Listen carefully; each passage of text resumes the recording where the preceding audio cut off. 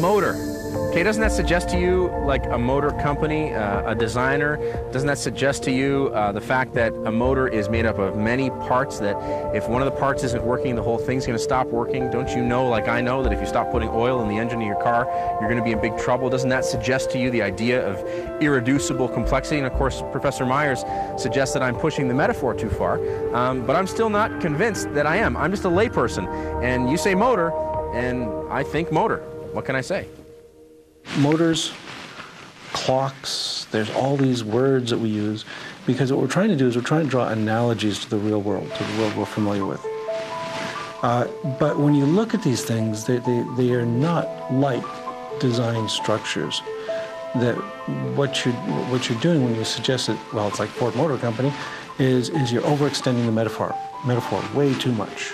That's the danger of metaphors, right? You can get sucked into them and start thinking that they're analogous all the way through. What these are proteins, and they have chemical interactions. We understand the chemistry of these proteins. And what they are is proteins that have particular configurations that happen to promote certain chemical reactions that, in the case of a motor, for instance, lead to one protein shuttling along another, or in the case of a clock, causes alternations in the concentrations of different proteins in the cell. It's hard for me to understand, actually, how people can look at that and study that and research that and not acknowledge that there is something greater, okay, than what they're looking at. It's not just nature alone, so to speak, because the complexity is so immense. And when you look at that, it just, so to speak, screams, you know, this is designed. I mean, this is created. This isn't just by chance. Well, what has to happen is here you've got this cell, and it's got this catalog of information, the DNA, you know, this very complex catalog, a whole array of genes, and it has to be duplicated. So you have to duplicate the DNA, and we know all the complex enzymes are involved in that. And then further, once you've duplicated it, it has to be sorted out precisely so that each daughter cell gets exactly one, or in the case of a diploid cell, 2 copies of that full set of information. So it's both a complicated chemical process, and you've got to build these structures, these DNA molecules, and it's also a very interesting cellular process because there's a little dance of the chromosomes that has to go on to sort things out.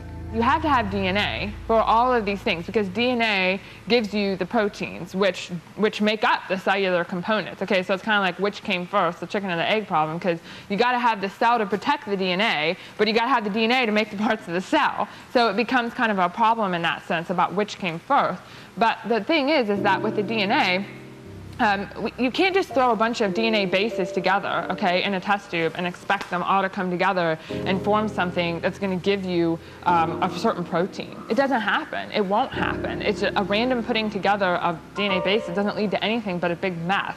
And that is the central issue, is how do you get this genetic information there? How do you, I mean, we're finding even in the DNA, you know, we talk about the genes, you know, the part that codes for protein, but the stuff in between, the 98% of our DNA that they call junk, it isn't junk. It does something. It's really, really important in regulating those genes. So this is very complex. How do you put this together by random chance over time? No one would think that. You know, when we look at forensics and all those things today, that just wouldn't make any sense. You would know it was designed. You would know that. And again, I think it all goes back to just denying that because they don't want to be responsible to the Creator God.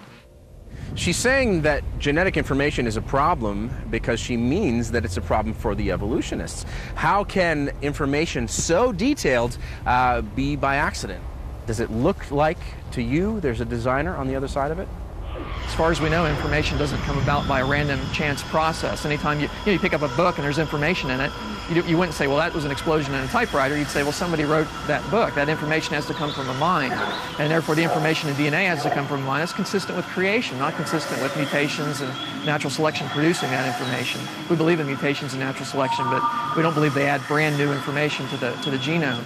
Again, a good point. You got to give it to him. A book suggests a writer. You know, if you were to assemble a bunch of letters and just randomly shake them up, you wouldn't end up with a book. It's ridiculous to us, and I think this is one of the key questions when it comes to the difficulty many people have with the theory of evolution, that you just put a bunch of things together and poof, a world.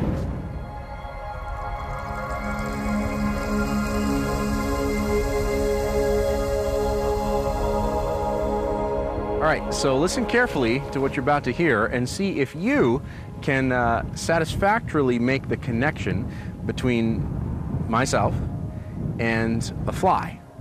Because last time I checked, I looked nothing like a fly. And I must admit, I have a hard time imagining that 700 million years ago, that would have been different. I accept natural selection. You can see it. This is not a theory. Natural selection is something we observe. Artificial selection, the same way. Artificial selection, man does the selecting, or people do the selecting, like selecting for dogs with desired traits. Natural selection, we would say nature is doing the selecting. So, and one of the things that evolutionists would say, I mean, their ideas are that, well, over time, you start with one cell and then it becomes 2 cells. It has to replicate or you're not going to get anywhere, like you said. You've got to have replication. But over time, changes are going to occur. Additions of genetic information are going to happen.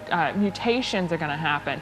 And natural selection is going to be there. And it's going to select what's best for that environment. And over time, this leads you from some sort of single-celled organism to us today. For instance, now we have humans and chimpanzees, right? And we have no problem distinguishing the two for most of us. Yeah. But what we're saying is if you go back to the root, if you go back to roughly 6 or 7 million years ago, there was a population of primates that gave rise to both humans and chimpanzees. Take a note as the conversation continues of how many times it seems like the answer is, well, it just happened. Of course, that to me suggests happenstance. And as just a normal guy living in the normal world, not too many things in my life happen by accident. Most of the time, there's a controlling intelligence behind it. But of course, I'm betraying my bias there. So you do the work yourself. See if you can find how many times in the conversation happenstance seemed to be the governing factor. Don't go away. Our discussion of creation and evolution continues right after this.